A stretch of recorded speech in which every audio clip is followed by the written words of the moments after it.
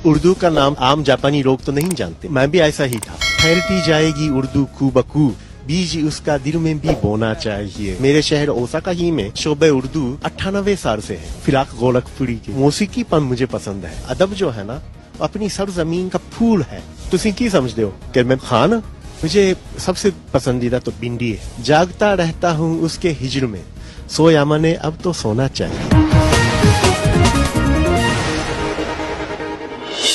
ए हवाओं मेरे पास आओ, तुम्हें खुशबू बना दूं, तू जुबां कोई भी हो, तुझे उर्दू बना दूं। नमस्कार, मैं कुलदीप सरदार। उर्दू एक खूबसूरत ज़ुबान तो है, लेकिन मैं अपने साथ में बैठे हुए शख्सियत की ज़ुबान से जब उर्दू सुनवाऊंगा तो आपको ज़्यादा खूबसूरत लगेगी, क्योंकि वो भारत से नहीं है, जापान से हैं, और मैं चाहता हूं कि वो अपना तारुफ आपको पहले खुद ही कराएं। आदाब। मुझे सोया मने कहलाते हैं और मेरा ताल्लुक है ओसाका यूनिवर्सिटी, ओसाका जापान से है। जापान की एक यूनिवर्सिटी में शोबे उर्दू है, वहाँ मैं उर्दू का प्रोफेसर हूँ और इत्तेफाक से गज़ल भी कभी कभी बस शुगर के तौर पर लिख देता हूँ। तो इस बार मुझे ऐसा इत्तेफाक हुआ कि यहाँ एक इदारा है सकाफती जश्न बहार, उन लोगों ने मुझे बुलाया तो मैं उन लोगों का शुक्रगुजार हूँ और यहाँ आके अपनी गज़ल एक आध में सुना दूँ। बस पता नहीं कि यहाँ के लोगों को कैसा लगे। बहरहाल यहाँ के लोग पहली बात तो इस कॉन्ट्रास्ट को बहुत पसंद करते हैं कि लोग कहते हैं कि लल्लन टॉप आदमी कौन होता है, तो मैं आज मिलवा देता हूँ कि लल्लन टॉप आदमी, लल्लन टॉप शायर हमारे साथ मौजूद हैं। सो या माने सर, मुझे ये बताएं कि मेरे लिए आपकी कहानी, सबसे पहले मेरी दिलचस्पी उसमें है कि उर्दू का कीड़ा किस उम्र में काटा, कब काटा, उसकी वजह क्या थी। जापान में रहने वाले एक शख्स को उर्दू के बारे में किसने बताया और किसने कहा कि आपको उर्दू पढ़नी चाहिए? फिर इतनी अच्छी उर्दू बोलना आप कहाँ से सीखे? आपकी जुबान इतनी साफ कैसे हुई? उच्चारण इतना अच्छा कैसे हुआ? उर्दू का नाम तो ऐसे आम जापानी लोग तो नहीं जानते कि मैं भी ऐसा ही था।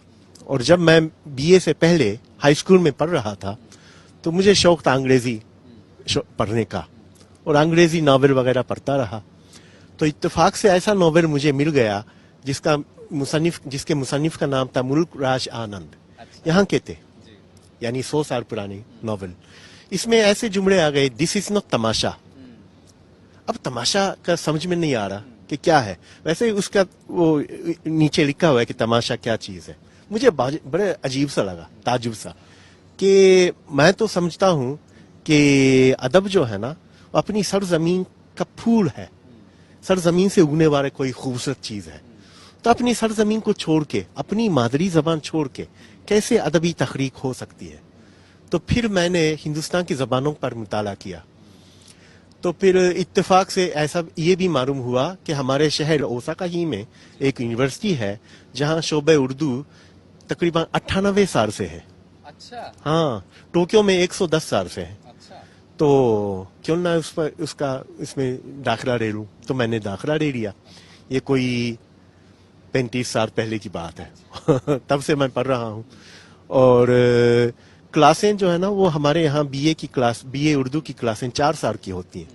पहले साल में कवायद पढ़ाई जाती हैं, ग्रामर। फिर दूसरे साल में बच्चों की कहानियाँ या पुरानी टेक्स्ट बुक्स वगैरह। तीसरे चौथे साल में आ जाएं तो अपने सियासत यानी पॉलिटिक्स या कोई तारीख, हिस्ट्री या कोई मुआशत यानी इकोनॉमिक्स या कोई अदब, साहित्या वगैरह जो है ना अपनी अपनी क्लासें ले लेते हैं, लेकिन है उर्दू में। ये इतना अच्छा बोलना कैसे सिखाते हैं? मतलब आपका उच्चारण ना मुझे कॉम्प्लेक्स दे रहा है, तो ये कहाँ से कि मतलब कि सिखाने वाले लोग भी जापान के ही होते हैं? हाँ, ये हमारे यहाँ तालिब इल्मों की तादाद, स्टूडेंट्स की तादाद 20 है। हर साल 20 तालिब इल्म दाखिला रहते हैं और उस्ताद हैं, प्रोफेसर हैं, 3 जापानी प्रोफेसर और एक हिंदी के लिए हिंदुस्तान से और उर्दू के लिए पाकिस्तान से। जी हाँ। तो वो आपको तलफ्फुज़ वो लेकिन वो काफ शीन का वही मसला है ना कि मेरा तो तलफ्फुज़ अच्छा नहीं है ऐसे इतना, क्योंकि जापानियों के यहाँ लाम और रे का फर्क नहीं है। अच्छा। वो मसला है वहाँ के वो बोलने में। लेकिन बारह یہ نقطے میں پرابلم ہوتی ہے، تھوڑا نقطہ اختہ لگانا ہے، ہو جاتی ہے. اچھا ٹھیک ہے، ایک غزل آپ کی کوئی سنیں گے، اس کے بعد اس بات چیت کو آگے بڑھائیں گے. آپ سے بہت سارے سوال ہیں میرے، آپ کی پرسنل لائف کے بارے میں بھی اور آپ کے ادبی سمجھ کو لے کر کے، ہندوستان کے شاعروں میں آپ کی جو دلچسپی رہی ہو اس پر بھی. پر اس سے پہلے آپ کی کوئی غزل یا نظم جو بھی آپ سنانا چاہیں. عرض کیا ہے، دوسروں کے غم میں رونا چاہیے، دوسروں کے غم میں رونا چاہیے، تیرا دکھ میرا بھی ہونا چاہیے. دوسروں کے غم میں رونا چاہیے، تیرا دکھ میرا بھی ہونا چاہیے. پھیلتی جائے گی اردو کو بکو، پھیلتی جائے گی اردو کو بکو، بیج اس کا دل میں بھی بونا چاہیے. پھیلتی جائے گی اردو کو بکو، بیج اس کا دل میں بھی بونا چاہیے. میرے اشکوں میں تیری تصویر ہو، میرے اشکوں میں تیری تصویر ہو، اور مجھ کو خوب رونا چاہیے. میرے اشکوں میں تیری تصویر ہو اور مجھ کو خوب رونا چاہیے. مقطع ہے، میرا نام سو یمن ہے نا. جاگتا رہتا ہوں اس کے ہجر میں، جاگتا رہتا ہوں اس کے ہجر میں، سو یمن اب تو سونا چاہیے. یہ دیکھیے